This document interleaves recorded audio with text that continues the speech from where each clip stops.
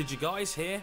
That other Mercedes driver won the opening round of the 2019 season, and just like that, a whole load of F1 media pulled off U-turns visible from space. Props to Valtteri on a brilliant win, by a mile his greatest in F1 to date. Held his own in qualifying, took the whole shot and never really looked back. I'd be lying if I said he didn't look at least a little bit more confident in himself during that race. But holy shit, did it result in every little nuance of Bottas being exaggerated to make it seem like he regenerated straight out of Doctor Who. Apparently, that's what happens when you grow a beard, eat some porridge in the morning, and tell your haters to fuck off. Riveting stuff. Next thing you know, F1's plastered Bottas 2.0.exe all over their social media. Sisu is the new woke, and Will Buxton's claiming that he's added some steel and stepped out of Hamilton's shadow. Quite the feat for a man who'd won just his first F1 race since November 2017, 22 races ago. And that's just it. Valtteri Bottas' entire latter half of his career has been about him trying to gain a foothold in a loaded hybrid era. He was a standout at Williams even when they were bad. His debut year in 2013, he had that brilliant third in qualifying in Canada. A Pass of the Year candidate en route to 8th in the USA, the only points they would score in that season, one of Williams' worst to date.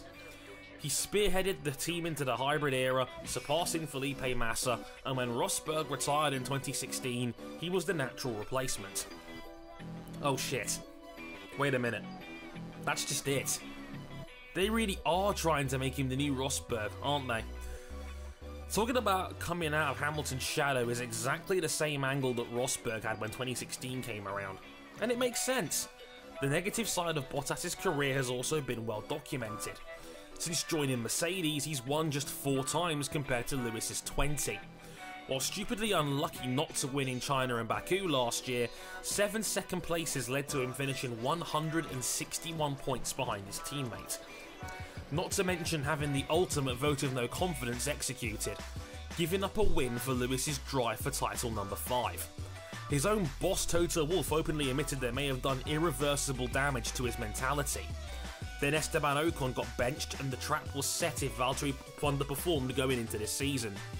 One race into 2019 and we're picking and choosing what path we want Val to be, remembering just how good he could be after his strong starts to 2017 and 18 again.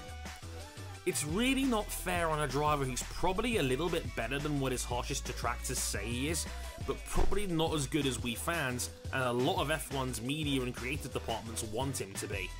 Especially in a sporting environment where we're slowly turning on Sebastian Vettel for not being bad, but disappointed in the same time span. And that's just it. We want another Nico Rosberg. His sudden departure combined with the realisation that he was so much better than we ever gave him credit for was the true lightning in a bottle moment that the sport needed in its new era of Hamilton. He was LeBron winning the NBA title in the rise of Golden State. F1 doesn't want to miss this boat twice, and there inherently lies the problem. It was a brilliant victory last Sunday, but that's just it. It was just a victory. And the tug of war in what Formula 1 wants Mercedes' number 2 driver to be is what's going to make Valtteri's time in that team so difficult. Valtteri is a lot of things. He's not the new Nico. Certainly not right now anyway. In a world where we often want short-term narratives to answer long-term conundrums, let's not lose sight of that as we head to Bahrain. Because in the end, you'll probably just end up disappointing yourselves. Hey folks, Dre here. It's been a really long time since I last did a video. Sorry about that.